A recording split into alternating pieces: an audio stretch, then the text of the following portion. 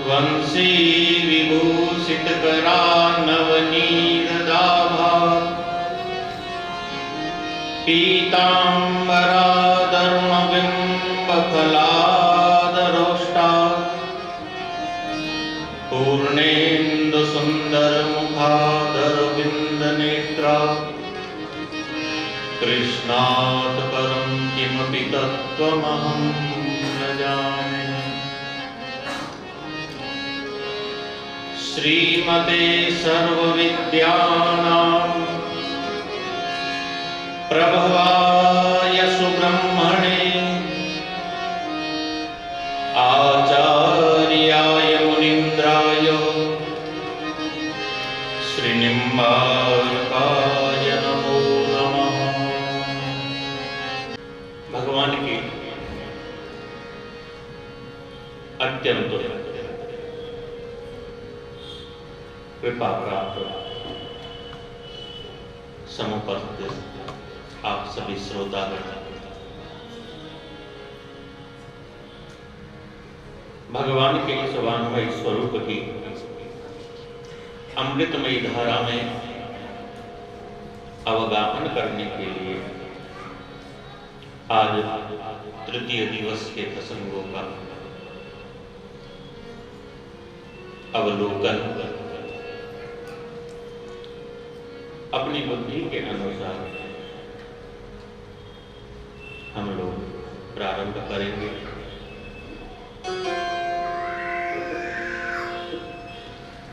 भगवान की कथा ऐसी है जिसे अवश्य सुनना चाहिए।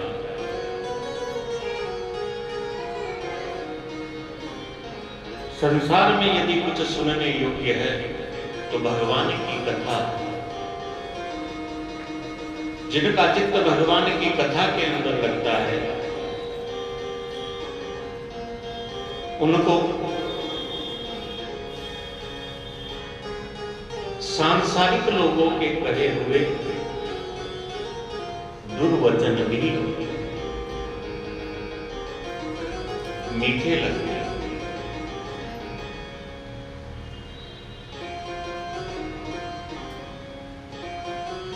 व्यक्ति का स्वभाव भक्ति भाव से परिपूर्ण होना चाहिए। यदि कोई हमें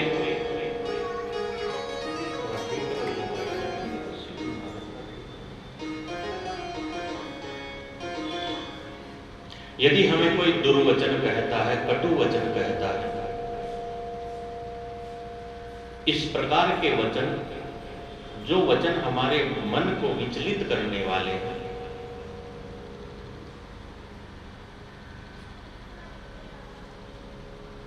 जिनको सुनकर के हमें क्रोध आ जाए, ऐसे वचन दुरुक्ति कहे गए हैं। ध्रुव जी की कथा प्रारंभ होने से पूर्व अधर्म के वंश का वर्णन आता है, जिसमें दुरुक्ति का वर्णन आया। अत्यंत कठोर वाणी जो कलह का रूप है, दुरुक्ति की संतान कलह है। दुरुक्ति के कारण ही रामायण हुई और दुरुक्ति के कारण ही महाभारत हुई।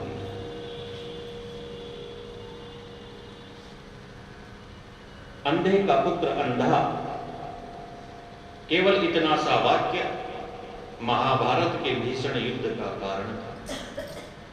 और रामायण में भी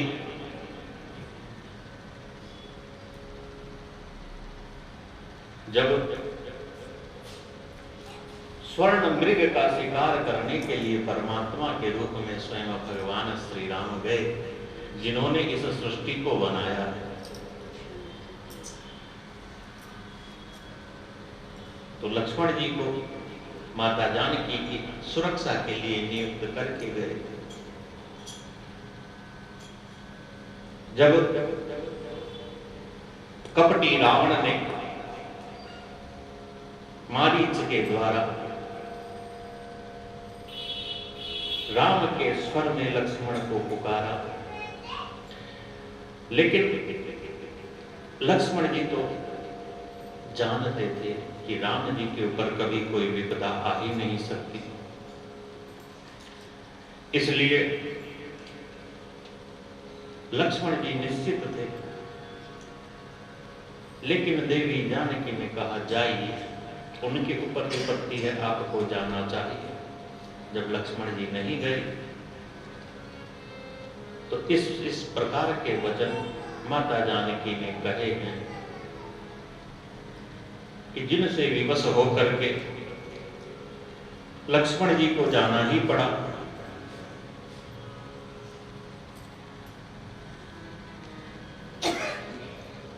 लेकिन जाते जाते भी लक्ष्मण जी ने माता जानकी की सुरक्षा के लिए लक्ष्मण रेखा खींची।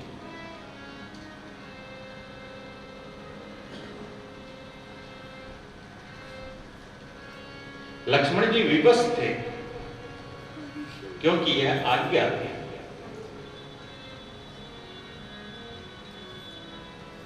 और छोटे को आज्ञा माननी ही पड़ेगी।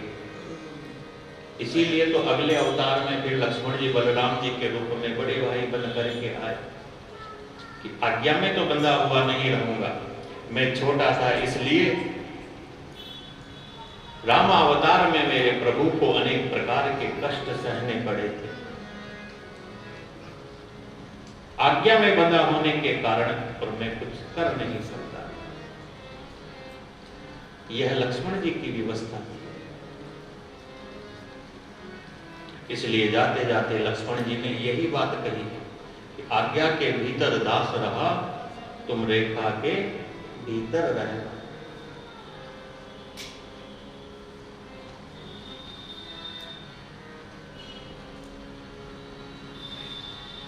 रामायण के अंदर आप लोग पढ़े, पता चलता है वह सब वाक्य कटु वाक्य थे जो हृदय को विचलित करने वाले थे। ऐसे वाक्य जो हमारे मन को अस्थिर करते हैं। लेकिन मन किसका अस्थिर होता है? जो भक्ति भाव से दूर रहता है उसका मन अस्थिर रहता है, क्योंकि भक्ति भाव करने वाला जानता है कि हम कौन हैं।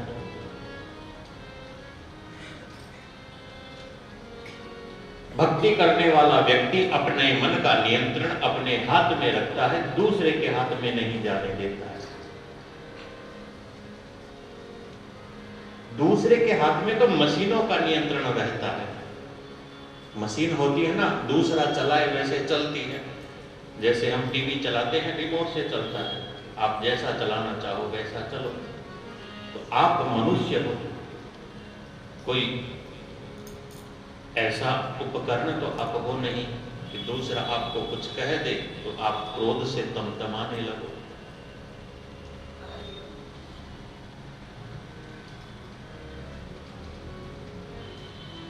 द्विमाता ने कटु वचन ध्रुव से कहे।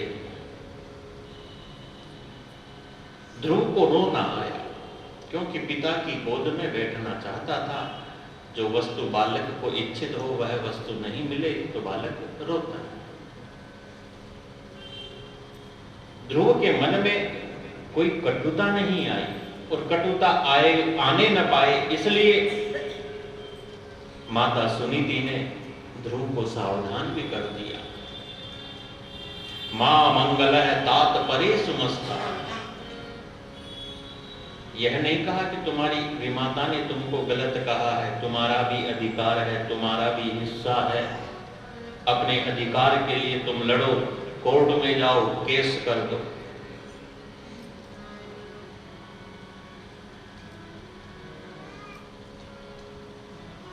भाई जो अपना है वास्तव में अपना है, जो भाग्य में लिखा है उसको कोई छीन नहीं सकता, और भाग्य से अधिक हमें मिल नहीं सकता। तो ले लिया तो किसने ले लिया? पराई दुनिया ले जाती है, आप कुछ नहीं कर सकते। लेकिन जब भाई ले ले तो फिर केस कर दो।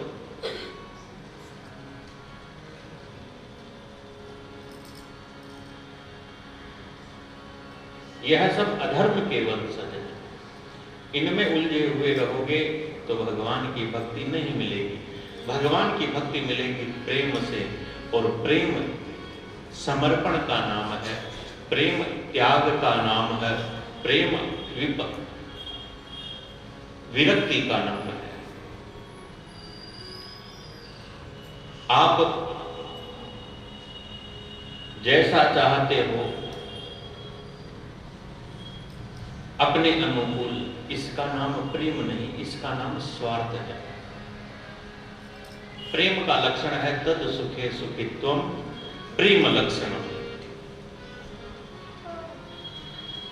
तो प्रेम के संस्कार, भक्ति के संस्कार ध्रुव जी में थे।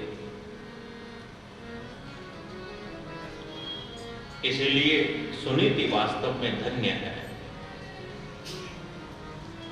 पुत्रवती जुवती जग सोही, रघुपति भगत जास सुत।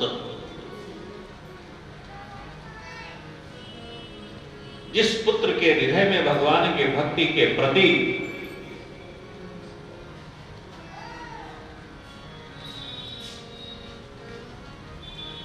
अत्यंत श्रद्धा हो, वही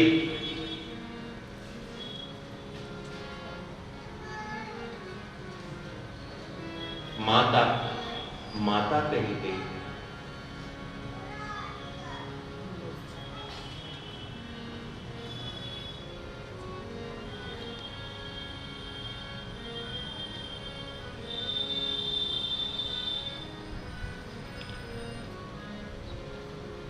कल सायंकालीन सत्र के अंदर ध्रुव जी की कथा का हमने अवलोकन किया। महाराज उत्तानपाद, जिनकी दो पत्नियां सुरुचि और सुनीति। सुरुचि यानी हमारी रुचि किसमें है, और सुनीति यानी हमारा शास्त्र क्या कहता है, हमारा धर्म क्या कहता है। सुनीति किसी को अच्छी नहीं लगती और सुरुचि सबको अच्छी लगती है। अपनी रुचि के अनुसार हम करें। रुचि का पुत्र उत्तम, रुचि के अनुसार करोगे वह आपको अच्छा लग सकता है, लेकिन कब तक अच्छा लगेगा यह निश्चित नहीं। और नीति का पुत्र ध्रुव, ध्रुव का अर्थ होता है अटल। नीति के अनुसार आप कोई भी कार्य करोगे तो अटल फल, ध्रुव फल आपको प्राप्त होगा।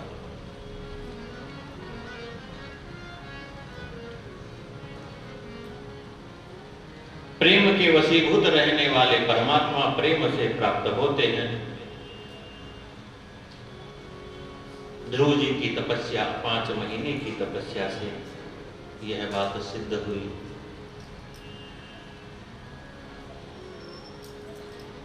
बालक यदि तपस्या करता है तो भगवान शीघ्र प्रसन्न हो गए 5 वर्ष में ही।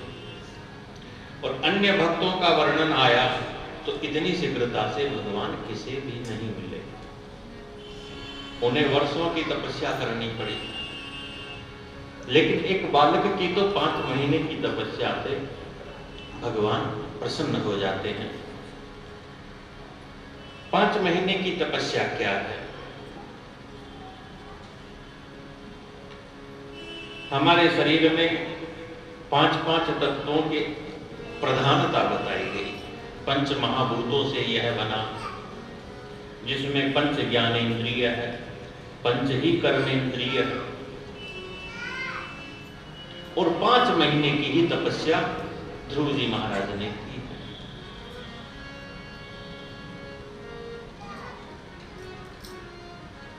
विद्वान लोग इसका तात्पर्य ऐसा भी करते हैं कि एक महीने के अभ्यास से ध्रुव जी ने अपनी एक इंद्रिय को अंतर्मुखी किया। जब तपस्या प्रारंभ की, प्रारंभ के महीने में 3 दिन के अंदर में केर और बेर, इन फलों को खाकर के किया। दूसरे महीने में 6 रात्रि के उपरांत केवल सूखे पत्ते खाए। तीसरा महीना जब लगा तब 9 रात्रि के उपरांत जल पिया। चौथा जब महीना लगा 12-12 रात्रि के उपरांत केवल एक बार श्वास लेते और 5वें महीने में तो सब कुछ छोड़ दिया।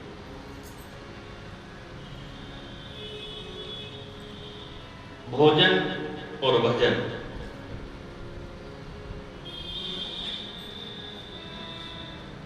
दोनों में केवल मात्रा का फर्क है, एक मात्रा का फर्क है, बाकी सभी वर्ण सभी अक्षर समान है। भोजन और भजन हमारे शास्त्र कहते हैं, विद्वान लोग कहते हैं कि भोजन और भजन एकांत में करना चाहिए। इसका तात्पर्य क्या है? भाई भजन आप सबके सामने करोगे तो व्यवधान उत्पन्न होगा। कैसे व्यवधान उत्पन्न होगा? लोग बात चिढ़ाते बहुत हैं, बड़े महात्मा जी बन गए, बड़ा पूजा पाठ करने लगे, ऐसे करने लगे, वैसे करने लगे। यह सामान्य व्यवधान है। और भोजन आप सबके सामने करोगे तो आप सीधा साधा भोजन करो तो लोग कहेंगे ये लोग आप ऐसा कैसे भोजन करते हो, रूखी रोटी कैसे खाते हो, केवल दाल खाते हो या ऐसा खाते हो। अच्छा आप भोजन करो उसकी प्रशंसा करते हैं, यानी भोजन ज्यादा करो तो संसार प्रशंसा। आप कोई भी कार्य करोगे तो अटल फल, ध्रुव फल आपको प्राप्त होगा।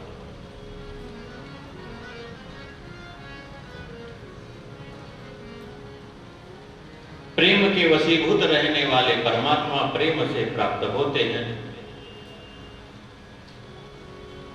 ध्रुव जी की तपस्या 5 महीने की तपस्या से यह बात सिद्ध हुई।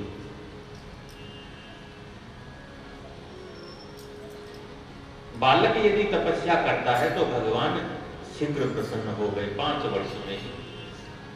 और अन्य भक्तों का वर्णन आया तो इतनी शीघ्रता से भगवान किसी भी नहीं मिले, उन्हें वर्षों की तपस्या करनी पड़ी। लेकिन एक बालक की तो 5 महीने की तपस्या से भगवान प्रसन्न हो जाते हैं। 5 महीने की तपस्या क्या है? हमारे शरीर में 5-5 तत्वों की प्रधानता बताई गई। पंच महाभूतों से यह बना, जिसमें पंच ज्ञानेंद्रिय है, पंच ही कर्मेंद्रिय है। और 5 महीने की ही तपस्या ध्रुव जी महाराज ने की।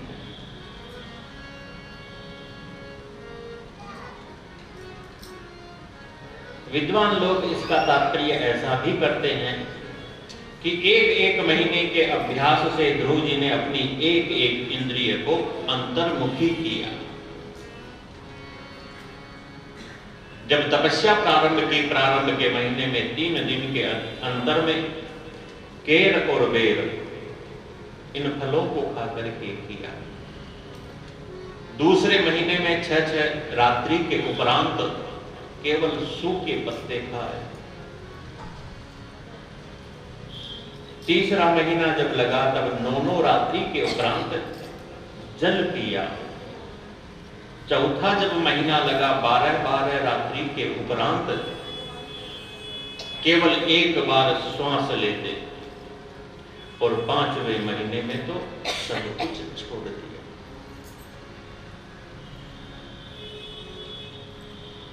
भोजन और भजन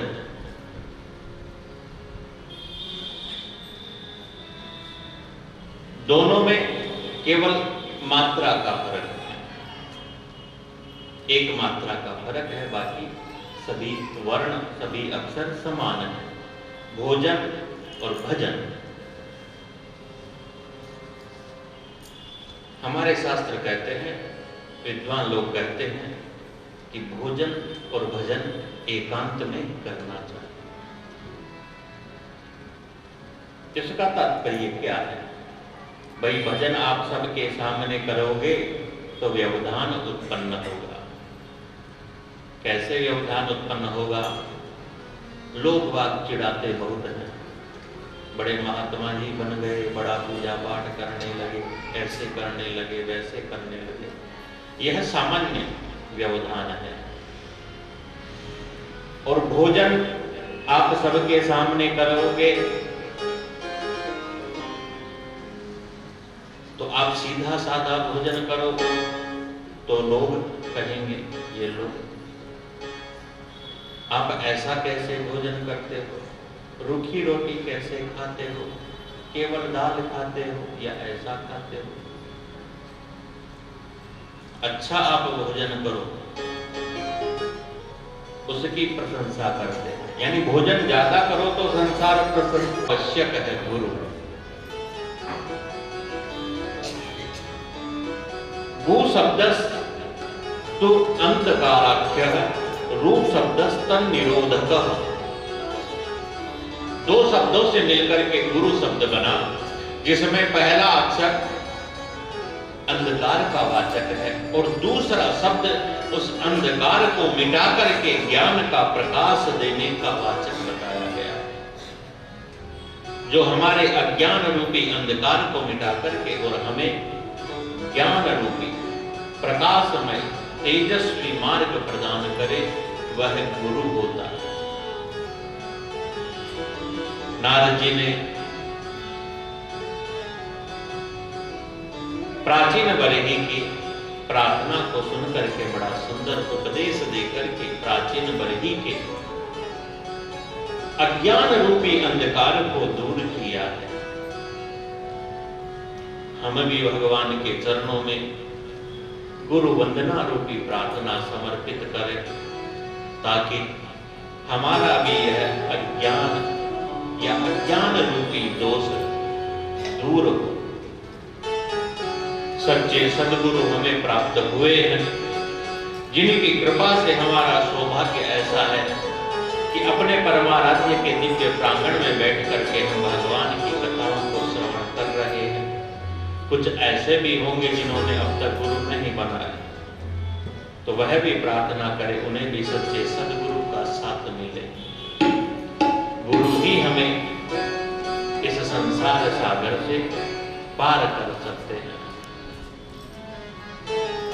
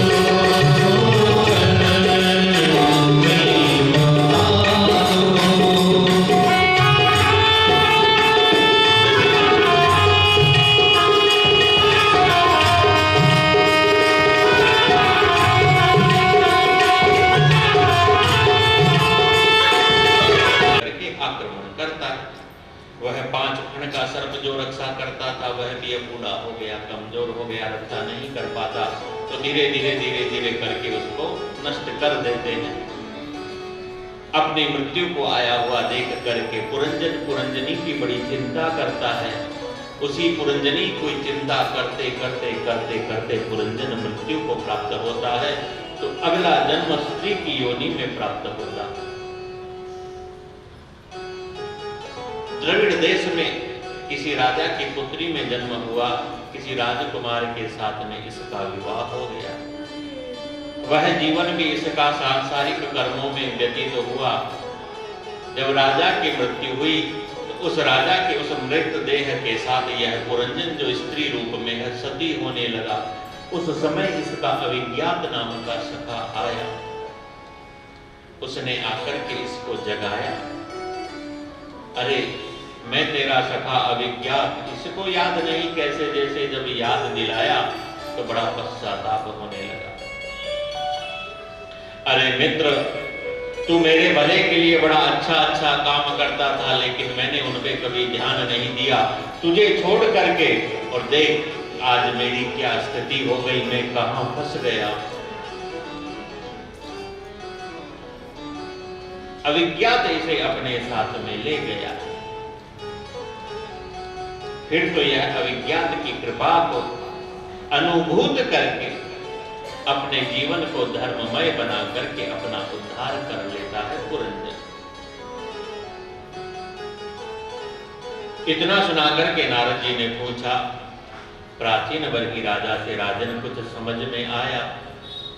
प्राचीन वर्गी कहता है, नहीं, मेरे तो समझ में नहीं आया।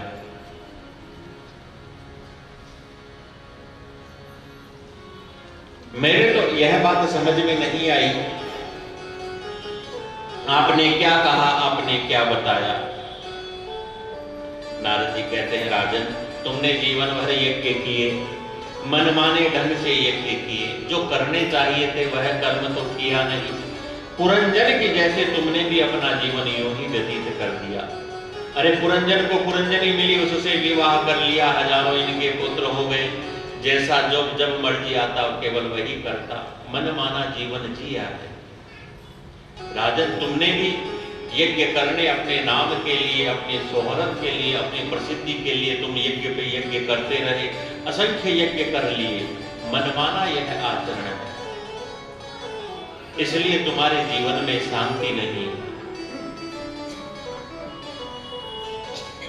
राजा प्राचीन वर्गी को नारद जी की बात कुछ कुछ समझ में आने लगी कि मैंने मनमाने ढंग से मनमाना आचरण किया है, वही आज मेरे दुख का कारण है। जो वास्तव में करना चाहिए था वह मैंने नहीं किया। ऐसा होता है जीवन में, अनेक बार होता है। हम कहीं जाते हैं किसी विशेष काम के लिए, अब मार्ग में कोई मिल जाए या जहां गए हैं वहां हम गए, लेकिन क्या होता है कि जिस काम के लिए, जिस बात के लिए आए थे, उस बात को तो हम भूल जाते हैं और दूसरी ही बातों के अंदर हम उलझ जाते हैं।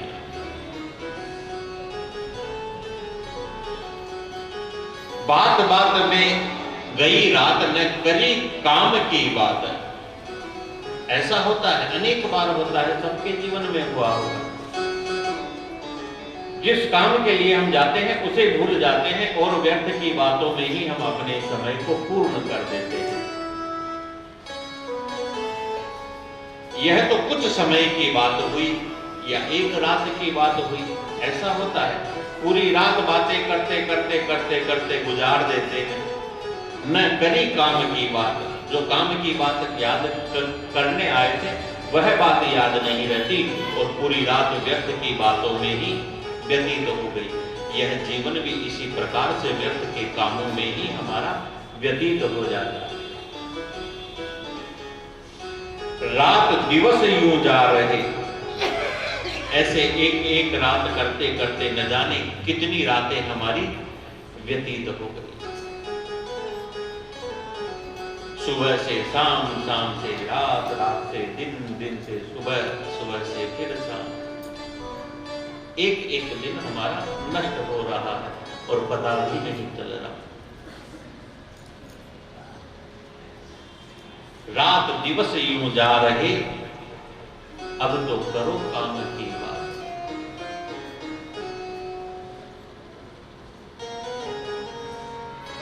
बात बात में रात गई, न करी काम की बात। जो करना चाहिए वह हमने नहीं किया, व्यर्थ के कार्यों के अंदर ही हमने अपने जीवन को पूर्ण कर दिया। तो राजन, तुम्हारे साथ यही हुआ। नारद जी ने फिर एक छोटा सा दृष्टांत और सुनाया कि राजन, कल्पना करो कि तुम एक हिरण हो, और कैसा हिरण है, जो बगीचे के अंदर नरम नरम मुलायम मुलायम घास को चर रहा है।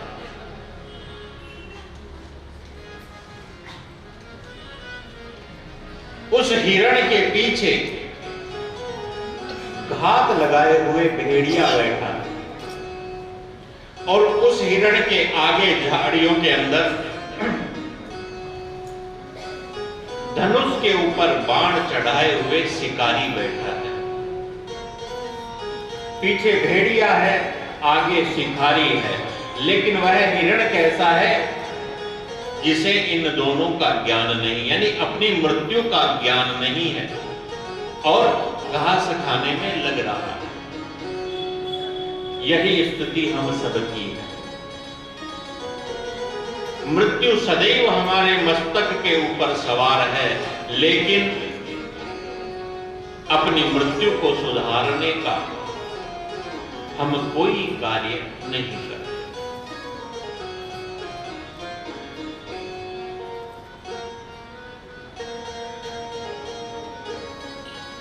भगवान से मृत्यु कभी मत मांगो,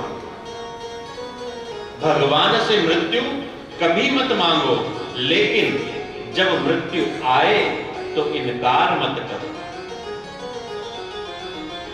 जीवन की ऐसी स्थिति बना लो कि जब मृत्यु आए तो हम घबराएं नहीं, जब मृत्यु आए तो हमें पीड़ा न हो। किसी के प्रति अत्यंत मोह हमारे हृदय में हमारे बंधन का, हमारे पतन का कारण होगा। इस कारण मृत्यु मांगो मत भगवान से, लेकिन जब मृत्यु आए तो इनकार भी मत करो, यानी मृत्यु के लिए तैयार रहो हर क्षण। अरे इच्छाएं तो रावण की भी पूरी नहीं हुई, जिसके पास सब कुछ था, जो इस पृथ्वी लोक से स्वर्ग लोक तक सीढ़ियां बनाना चाहता था, ऐसी रावण की इच्छा थी, लेकिन पूरी नहीं हुई। क्या कमी थी? जिसके यहाँ देवता भी नौकर बनकर के कार्य करते थे, इच्छाएं तो उसकी भी पूरी नहीं हुई। अपनी इच्छाओं को शांत करो, प्रतिपल मृत्यु के स्वागत के लिए तैयार रहो, लेकिन मृत्यु मांगो मत, आ जाए तो इनकार मत करो। ऐसा सुंदर उपदेश प्राचीन बरही को नारद जी ने सुनाया। प्राचीन बरही ने कहा, मैं समझ गया, आपने वह जो पुरंजन का दृष्टांत सुनाया उसका महत्व भी आप थोड़ा बताइए। तब नारद जी ने कहा, यह पुरंजन और कोई नहीं, यह जीवात्मा ही पुरंजन है, जो पुरंजनी यानी बुद्धि के वश में हो जाता है। बुद्धि हमारे वश में रहनी चाहिए, हम बुद्धि के वश में नहीं रहे। बुद्धि के अनेक प्रकार बताए, मन, बुद्धि, चित्त, अहंकार। मन वह होता है जिसमें अनेक प्रकार के संकल्प विकल्प आते रहते हैं।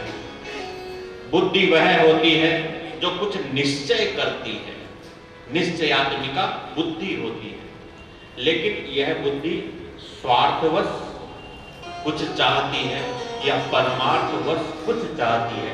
वह निश्चय कैसा है? वह निश्चय विवेक रूपी ज्ञान से युक्त हो तो हमारे कल्याण के लिए सहायक है, और यदि वह निश्चय स्वार्थ के वशीभूत हो तो हमारे पतन का कारण होगा।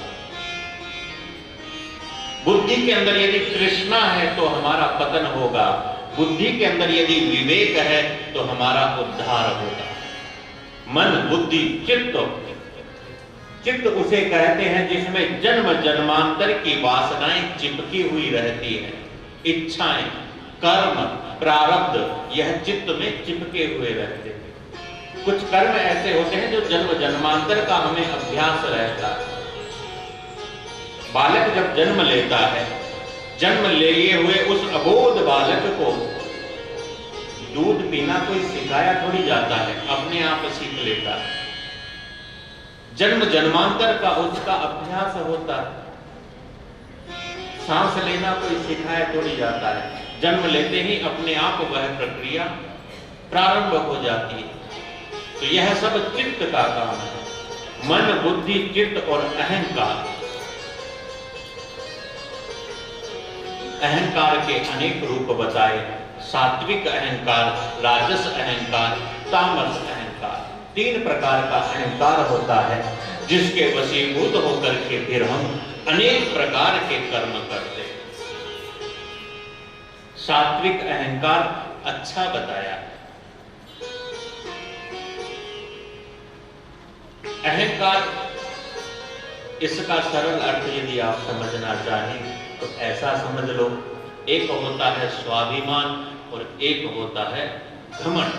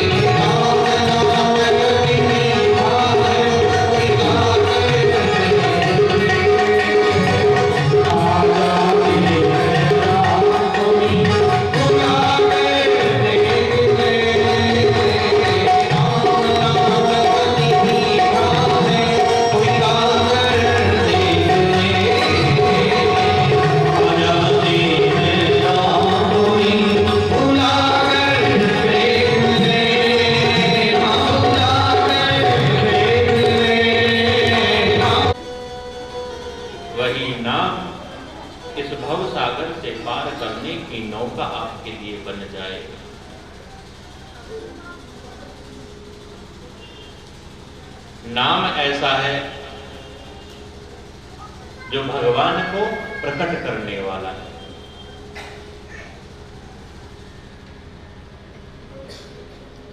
भगवान की अनेक कथाओं में हम सुनते हैं कि कहीं भगवान गरुड़ पर बैठ करके आए, कहीं भगवान विमान पर बैठ करके आए, कहीं भगवान दौड़ करके आए, कहीं भगवान रथ में बैठ करके आए। लेकिन यह कलिकाल ऐसा है, इस कलिकाल में भगवान के आने का एक ही साधन, और वह साधन भगवान के नाम का कीर्तन है। कलिकाल में कीर्तन से ही और भगवान प्रकट होते हैं। भगवान की अनुभूति भी कलिकाल में कीर्तन से ही होती है। इसलिए कलिकाल में तो भगवान के नामों का महत्व और बढ़ जाता है। हरेर नामैव नामैव हरेर नामैव केवलम कलौ नास्तेव नास्तेव गतिरन्यथा। इस कलिकाल के अंदर और कोई दूसरा साधन है ही नहीं। नाम रूपी साधन ही निरंतर है। नाम का उच्चारण, नाम का स्मरण, उच्चारण होगा तो स्मरण भी होगा। इनके अतिरिक्त आजकल और भी साधन चल गए। लेखन का साधन चल गया।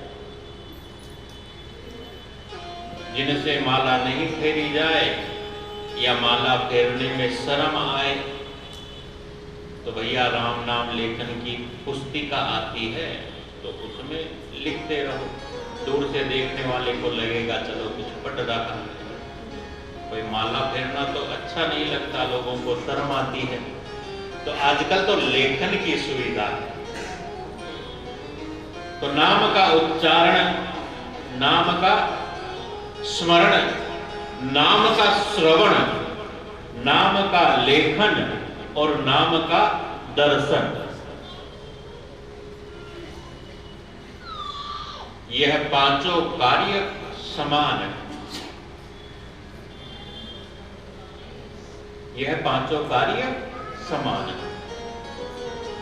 कीर्तन का महत्व इसलिए ज्यादा है क्योंकि कीर्तन के द्वारा भगवान के नाम की जो गणना होती है एक साथ बहुत अधिक बढ़ जाती है। महिमा तो भगवान के नाम की ही है, लेकिन कीर्तन के माध्यम से वह नाम अधिक हो जाता है तो महिमा अधिक हो जाती है। एक व्यक्ति एक बार नाम उच्चारण करता है, एक नाम का उसे फल मिला। अपने बोले हुए को हमने सुन लिया, यदि ऐसा भी माने तो 2 हुआ, डबल फल मिला, दुगना फल मिला।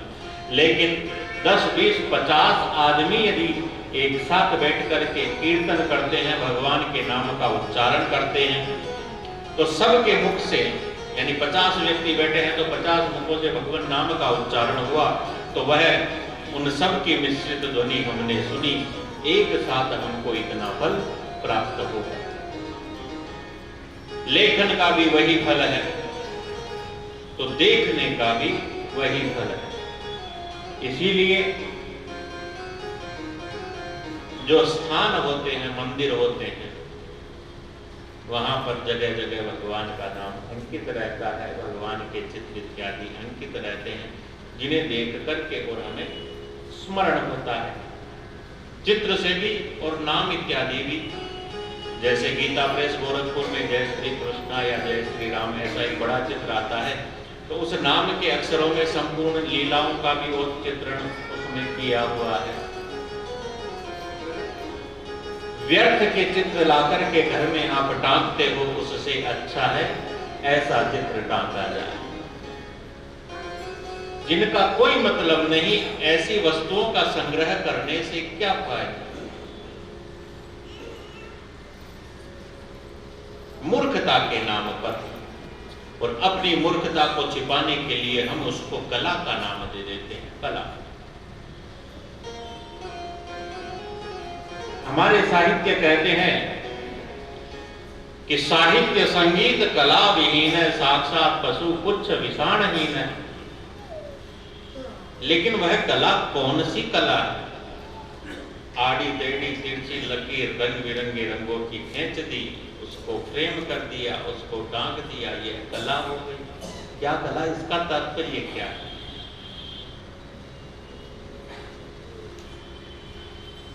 सहज भाव से जो समझ में आ जाए वह सार्थक होता है और वही कला है। दिमाग की सारी नसें ढीली हो जाए सोचने में कि आखिर बनाया क्या है, तो वह कहानी की कला। फिर भी समझ में नहीं आया, केवल दिखावे के लिए मन को शांत कर लो आप। अब समझ में नहीं आया, यह बात दूसरों को बता दें तो बस आपके लिए ठीक नहीं, इसलिए यह भी नहीं बताते। फिर तो ऐसा ऐसा उसकी परिभाषा बनाते हैं, ऐसी शब्दावली से उसको परिभाषित करते हैं। हमारे सत साहित्यों के अंदर दर्शनीयतमम भगवान को लिखा। दर्शनीयतमम, यदि कुछ देखने योग्य है तो उनमें भी सबसे सुंदर भगवान है।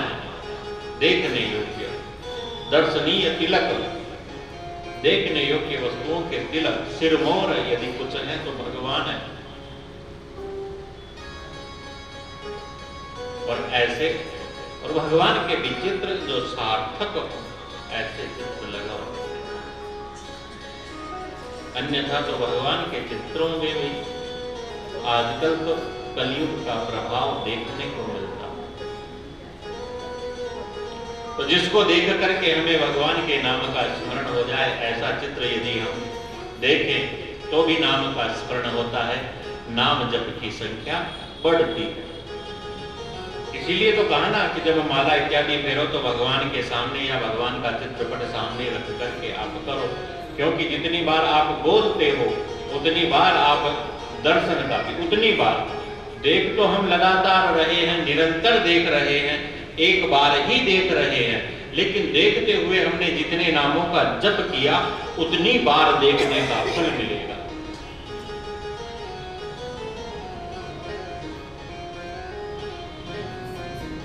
ऐसा करोगे तो कल हमने जो आपको बताया था ना, ऋण 3.5 करोड़ का तो ऋण हम लेकर के आए हैं और उसको चुकाने में हमने जितने देरी करी उतना ब्याज वह सब ऐसे चुकेगा।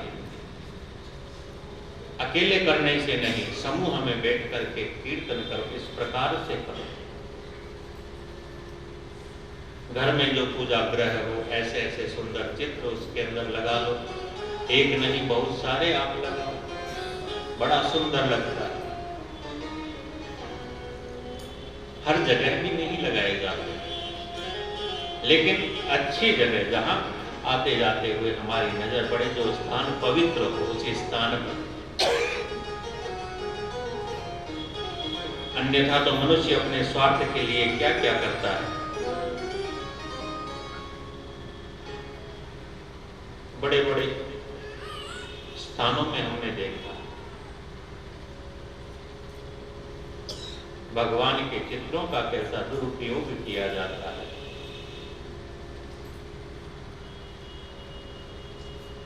जो कुछ होता है हिंदू धर्म के साथ ही होता है, क्योंकि इन्हीं की सहनशीलता बड़ी प्रबल है।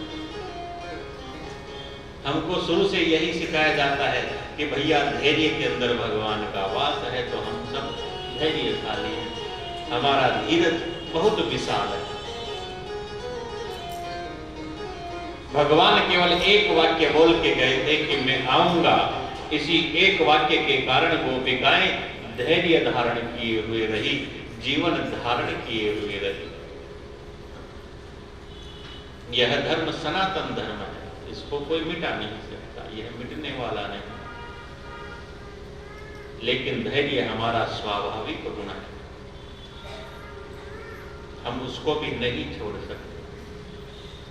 गुलामी हमने सही, बहुत सही है, हजारों वर्ष की सही है, तब जाकर के फिर आंदोलन प्रारंभ हुए थे।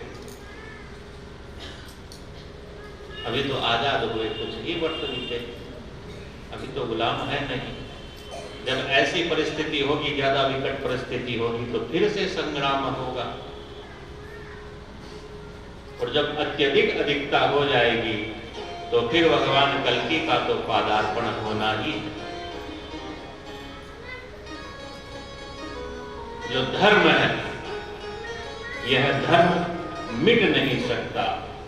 जो पंथ है वह मिटते रहेंगे, बनते रहेंगे।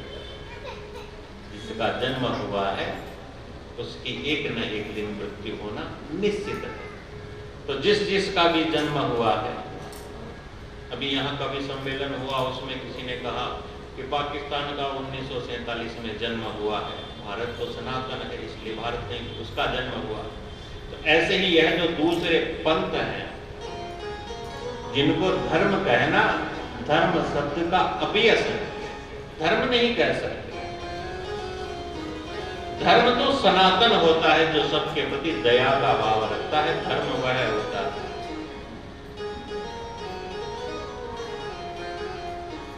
यह पंथ है, बनते रहेंगे, बिगड़ते रहेंगे। भाई किधर से आप चलो, खेत है या खुला मैदान है, आप चलो, थोड़े दिन चलोगे तो पगडंडी सी बन जाएगी, बन गई ना। लेकिन जब वर्षा ऋतु आएगी, तब वर्षा ऋतु में वापस घास उग जाएगा, दिखना बंद हो जाएगा, कहां से रास्ता था। तो यह सब पंथ उस पथ जैसे, जब तक लोग चल रहे हैं तो वह दिखाई दे रहे हैं। जैसे ही वर्षा ऋतु आएगी, जल से प्लुत हो जाएंगे, घास उगेगी तो दिखना बंद हो जाएगा, मिट जाएंगे। भगवान नाम की महिमा अनंत है। भगवान नाम ही सबसे बड़ा धर्म है। भगवान नाम की महिमा को बताने वाला सभी प्रायश्चितों से सबसे बड़ा प्रायश्चित भगवान का नाम है। अरे मरते समय अजामिल ने अपने पुत्र के भरोसे भगवान का नाम लिया तो उसका मोक्ष हो गया।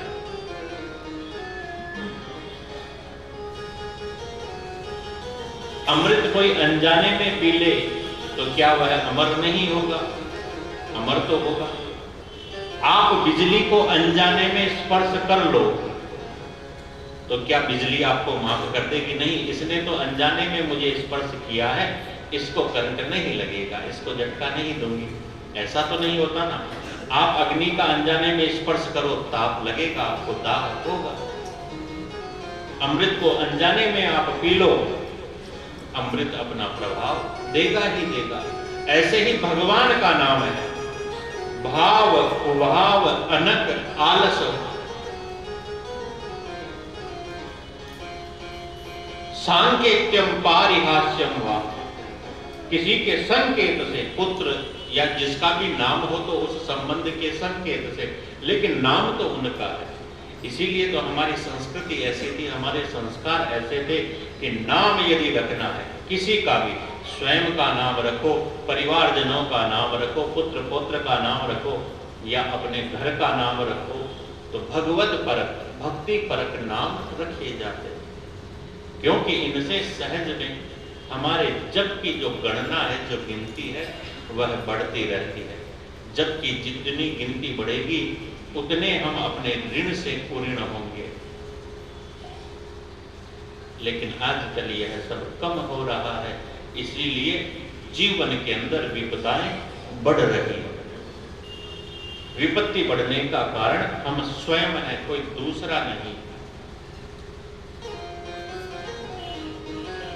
हमारी जड़ें यदि मजबूत होगी तो चाहे कितनी ही भयंकर से भयंकर आंधी आओ, हमारा कुछ नहीं बिगड़ेगा। लेकिन हमारी जड़ें यदि कमजोर हो गई ना, तो थोड़ी सी हवा में भी हम गिर जाएंगे।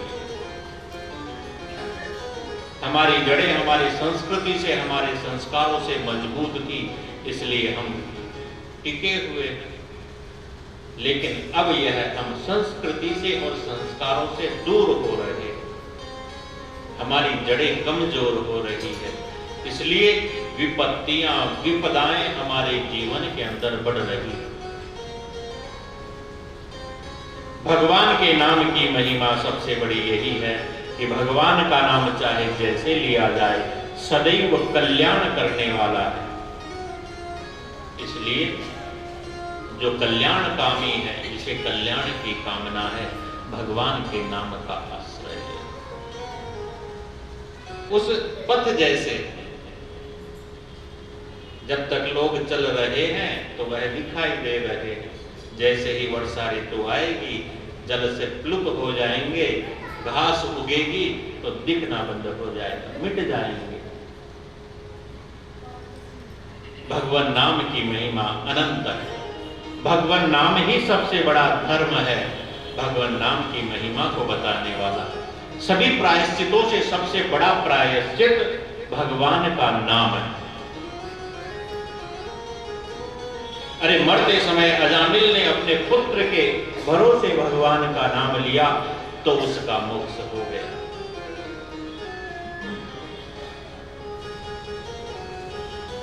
अमृत कोई अनजाने में पी ले तो क्या वह अमर नहीं होगा? अमर तो होगा। आप बिजली को अनजाने में स्पर्श कर लो तो क्या बिजली आपको माफ कर देगी? नहीं, इसने तो अनजाने में मुझे स्पर्श किया है, इसको करंट नहीं लगेगा, इसको झटका नहीं दूंगी। ऐसा तो नहीं होता ना।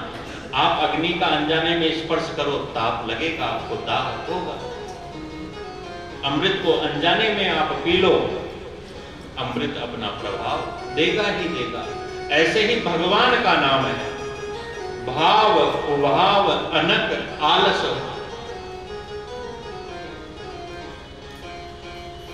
सांकेत्यम पारिहास्यम वा। किसी के संकेत से पुत्र या जिसका भी नाम हो तो उस संबंध के संकेत से, लेकिन नाम तो उनका है। इसीलिए तो हमारी संस्कृति ऐसी थी, हमारे संस्कार ऐसे थे कि नाम यदि रखना है किसी का भी, स्वयं का नाम रखो, परिवारजनों का नाम रखो, पुत्र पौत्र का नाम रखो या अपने घर का नाम रखो, तो भगवत परक, भक्ति परक नाम रखे जाते हैं। क्योंकि इनसे सहज में हमारे जप की जो गणना है, जो गिनती है, वह बढ़ती रहती है।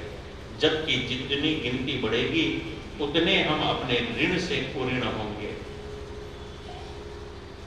लेकिन आजकल यह सब कम हो रहा है, इसीलिए जीवन के अंदर विपदाएं बढ़ रही हैं।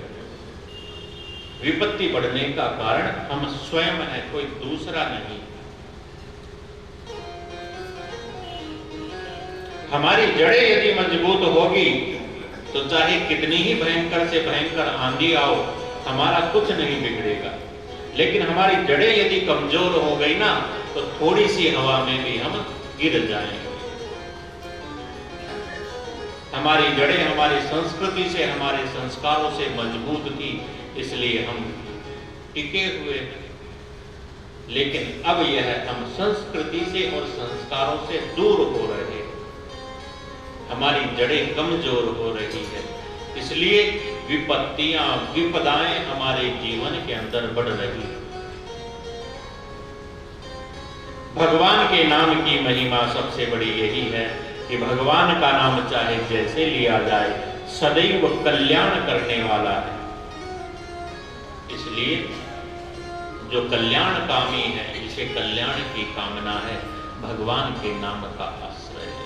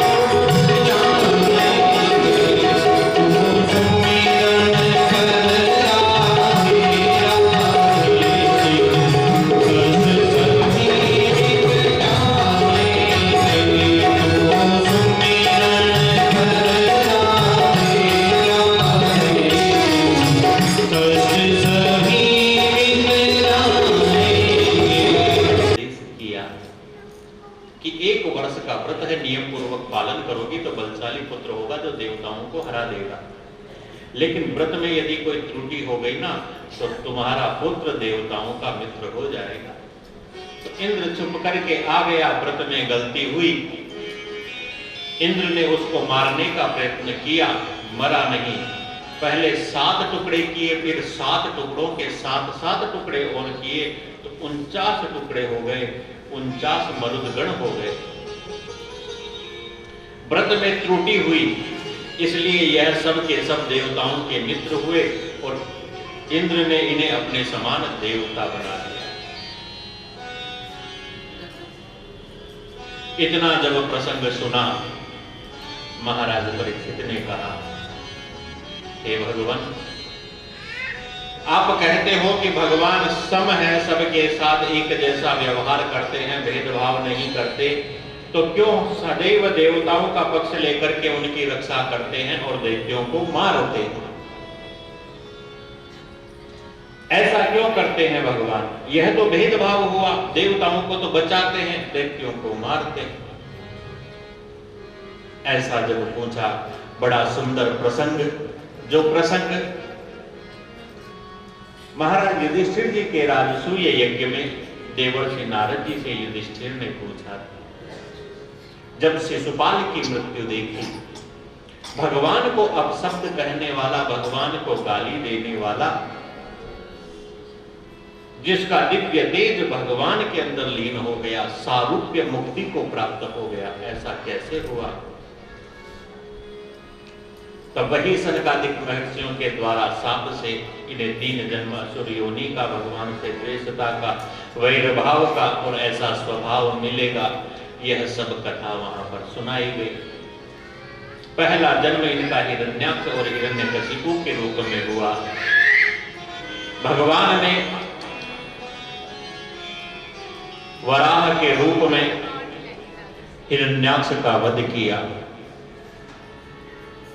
तो हिरण्यकशिपु भगवान को अपना शत्रु तो पहले से मानता था, अब तो बदला लेने के लिए, लेकिन उससे पूर्व अपने शोकाकुल परिवार को हिरण्यकशिपु ने बड़ा सुंदर उपदेश दिया। अपने घर वालों को समझाता है कि वीरों के लिए तो यह सोचनीय नहीं है, शोक करने योग्य नहीं है। वीर तो यही चाहता है कि युद्ध करते हुए वीर गति को प्राप्त हो जाए। मेरा भाई बड़ा वीर था, उसके लिए तुम आंसू मत बहाओ। ऐसा ऐसा करके और बड़ा सुंदर उपदेश दिया, जिस उपदेश के अंदर बड़े सुंदर दृष्टांत भी दिए हैं। पथिच्युतम तिष्ठति दिष्ट रक्षितम। अरे भाग्य अनुकूल हो, भाग्य अच्छा हो, समय अच्छा हो तो रास्ते में गिरी हुई वस्तु भी पुनः मिल जाती है, लेकिन भाग्य जब बुरा हो, समय जब अनुकूल नहीं हो तो घर में रखी हुई वस्तु भी नहीं मिलती। हमारा समय खराब, हमारा भाग्य खराब, इसलिए वीर होते हुए भी आज मृत्यु को वह प्राप्त हो गया। जब अच्छा समय होगा तब हम बदला लेंगे। तपस्या करने के लिए चला गया। इंद्र को जब मालूम हुआ इसके नगर पे हमला किया, इसकी पत्नी कयाधु का हरण करके ले जा रहा था, मारना चाहता, गर्भवती थी, इसकी संतान को मारना चाहता था। नारद जी ने आकर के बचा लिया। नारद जी ने कहा, दुष्ट का पुत्र दुष्ट हो यह संभव नहीं, यह बड़ा भक्त होगा। तो इंद्र ने कयाधु को छोड़ दिया। नारद जी उसे अपने आश्रम पर ले गए, नित्य उपदेश करते। अभिमन्यु की तरह प्रहलाद जी ने वह उपदेश सुने, उनके आत्मसात हो गए, हृदय में भक्ति के अंकुर अंकुरित हो गए। नित्य नारद जी का सत्संग मिलता। कयाधु ने संकल्प किया, जब तक मेरे पति लौट करके नहीं आ जाएंगे तब तक मैं अपने पुत्र को जन्म नहीं दूंगी। तो 100 वर्षों तक गर्भ को धारण किए रखा, इतने वर्षों तक उपदेश श्रवण किए हैं, तब जाकर के और कितने उत्तम भक्त प्रहलाद जी हुए। 2-4 दिन, 5-7 दिन, महीने, 2 महीने उपदेश सुन लेने से और ऐसे भक्त हम बन जाएं, संभव नहीं। जन्म जन्मांतरों के हमारे पुण्य उदय हुए हैं तो हमें और भगवान की कथाओं में आने का सौभाग्य मिला है। यह कथाएं हमारे भीतर आ जाए, उसके लिए सोचो कितना हमें सौभाग्यशाली होना पड़ेगा। अभी तो हम कथा में आए हैं। जन्मांतरे यद भवेत पुण्यम या भाग्योदयेन बहुत जन्म समर्जितेन, बहुत जन्मों का जन्म जन्मांतरों का पुण्य संचय हुआ, तब कथा में हमें प्रवेश मिला है। कथा हमारे भीतर कब प्रवेश करेगी, इतना सौभाग्य हमें कब तक होगा। तो 100 वर्षों तक गर्भ को धारण किए हुए रही। उधर हिरण्यकशिपु ने भीषण तपस्या की, ब्रह्मा जी को प्रसन्न कर लिया। अमरता का वरदान चाहता था, ब्रह्मा जी ने कहा नहीं, यह तो संभव नहीं। तो फिर सोच समझ करके बहुत सारे वरदानों के रूप में अपनी मृत्यु को सदैव के लिए टालने जैसा वरदान मांगा। जो जो उसकी बुद्धि में आ सकता था, उसने तो अपनी मृत्यु का हर द्वार बंद करने का प्रयास किया। न दिन में मरूं, न रात में मरूं, न ऊपर मरूं, न नीचे मरूं, न आदमी से मरूं, न पशु से मरूं, न भीतर मरूं, न बाहर मरूं। 12 महीने होते हैं, 12 महीनों में न मरूं। अपना सारी बुद्धि लगा करके और अपने मृत्यु का द्वार बंद कर लिया। हिरण्यकशिपु ने तो एक प्रकार से वरदान मिला, अभिमानी हो गया। दुष्ट को कुछ मिल जाए तो अभिमान घमंड होना। तो जहां कहीं धर्म कर्म देखता उसको नष्ट करता। पत्नी को ले आया, पुत्र का जन्म हुआ, पुत्र का नाम प्रहलाद।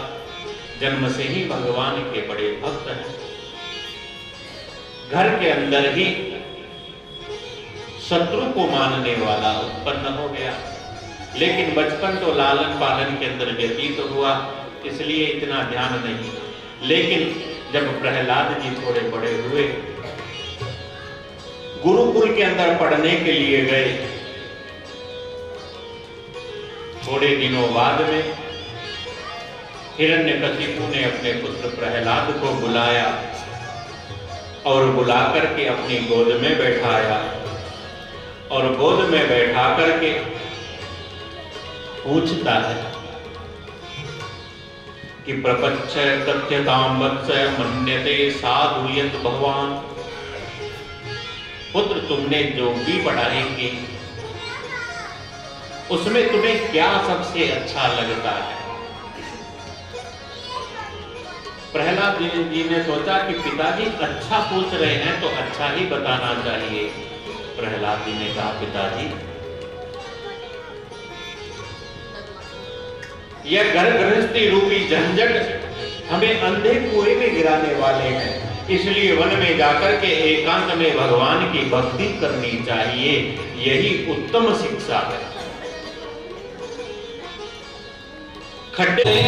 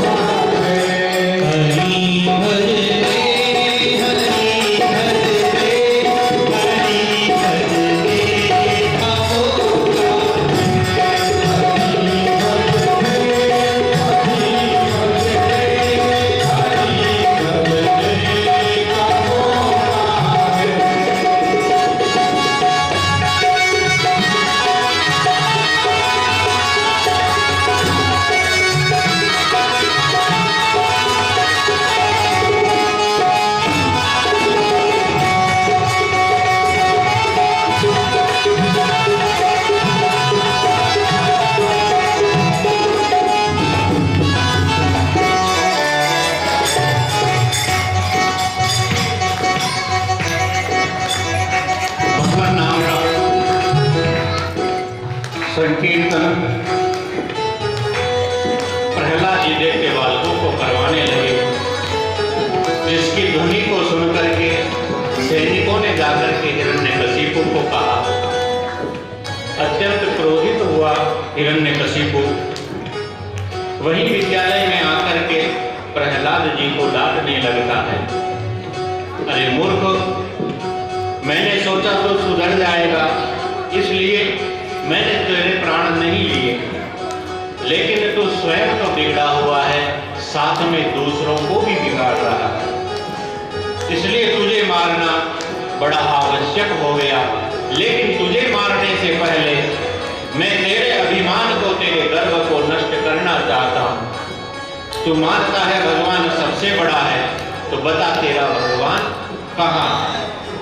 जब ऐसा पूछा, प्रहलाद जी ने कहा, पिताजी आप तो प्रश्न ही गलत पूछते हो। आप तो यह पूछो कि मेरा भगवान कहाँ नहीं है।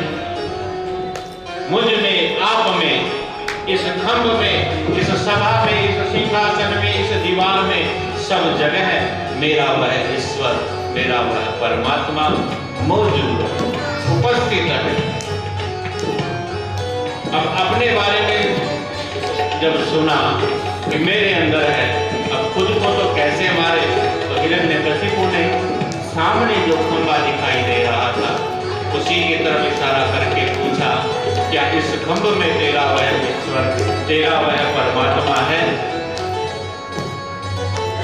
प्रहलाद जी ने पूर्ण विश्वास के साथ और यह बात कही कि हाँ पिताजी, इस खंभ के अंदर भी मेरा वह परमात्मा उपस्थित है, प्रकट है, मौजूद है।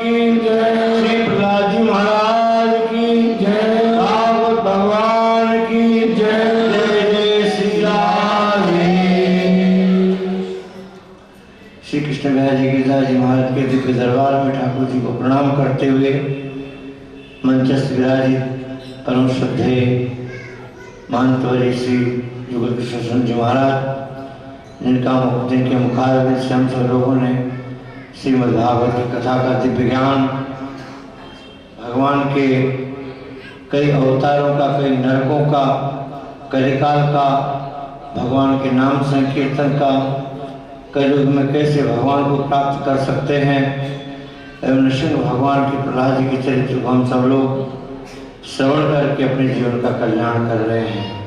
व्यासपीठ को मैं प्रणाम करता हूँ। समस्त संगीत के विद्वान एवं ब्रह्मा होता आचार्य समस्त विद्वानों को प्रणाम करते हुए आप सब भक्तानुरागी भक्त महानुभाव मात्र शक्ति, इतना सुंदर शोध कार्तिक के दिव्य मास में हम सब लोगों ने ठाकुर जी के मध्य में कथा कराकर अपने जीवन का कल्याण किया। हरे कृष्ण का दिन में फोन आया, मैंने कहा मैं जरूर आऊँगा।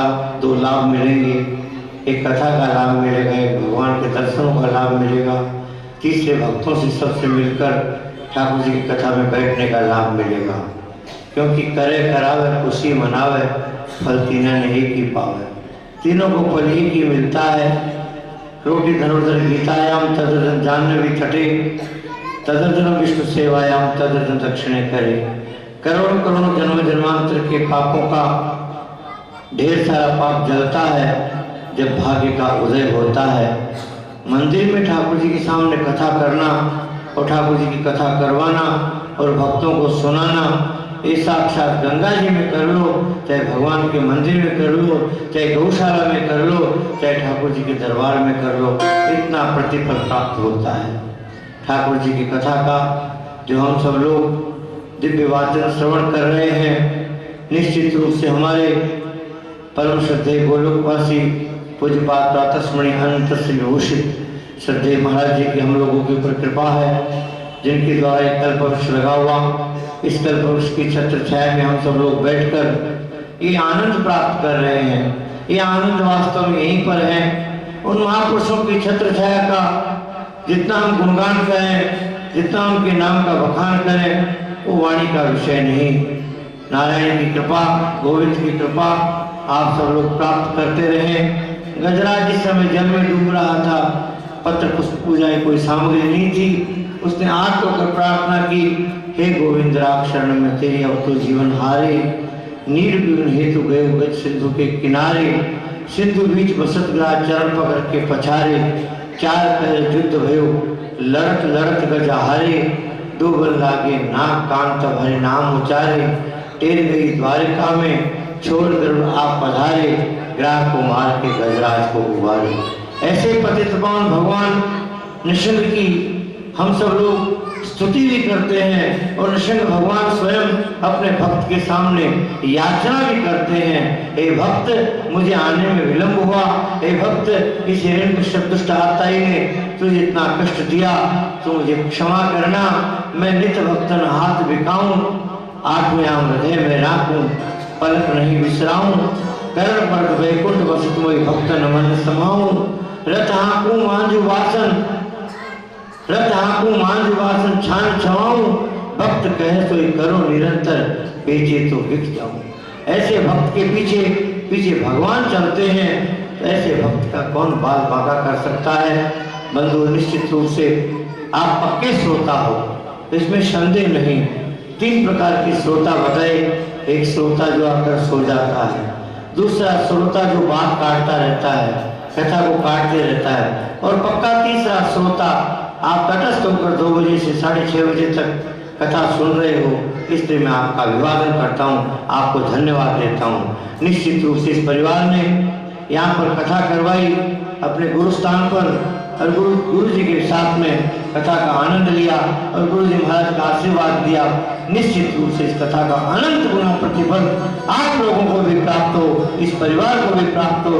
पुनः पुनः नृसिंह भगवान के चरणों में, गिरिधारी कृष्ण बिहारी जी महाराज के चरणों में साष्टांग प्रणाम करते हुए, गोलोकवासी महाराज जी के चरणों में प्रणाम करते हुए, व्यासपीठ को प्रणाम करते हुए मैं अपने वक्तव्य को समाप्त करता हूँ, क्योंकि आरती का समय है। और हम सब लोग ठाकुर जी का भी दर्शन करेंगे, आरती का भी आनंद लेंगे। पुनः पुनः ठाकुर जी के चरणों में प्रार्थना, आपकी मंगल कामना। ओम श्री सर्वेश्वर भगवान की जय।